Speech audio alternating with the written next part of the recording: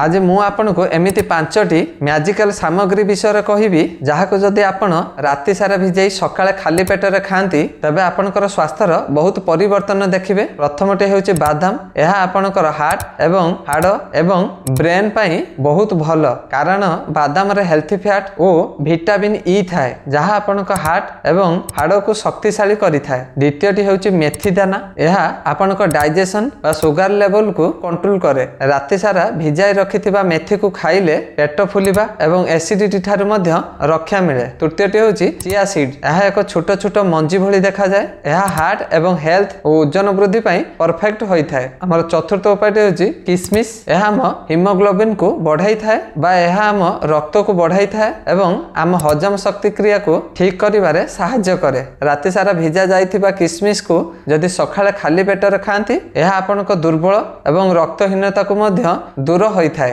पंचमटी होची सूर्यमुखी मंजी बा सनफ्लावर सीड बोली कहा जाए। यह आम डाइजेशन एनर्जी इम्यूनिटी पाई अत्यंत उपकारी अटे। आज ठारू एही समस्त इंग्रेडिएंट को आपनक डेली रूटीन रे यह को जोड़ंतु एवं किछि दिन पर आपनक स्वास्थ्यर परिवर्तन फरक मध्य अनुभव करि परिबे। एभली आहुरी हेल्थ टिप्स पाइबा पाई चैनल को शेयर सब्सक्राइब लाइक करंतु। एभली आहुरी हेल्थ टिप्स पाइबा पाई चैनल को सब्सक्राइब करंतु। रहिली जय जगन्नाथ।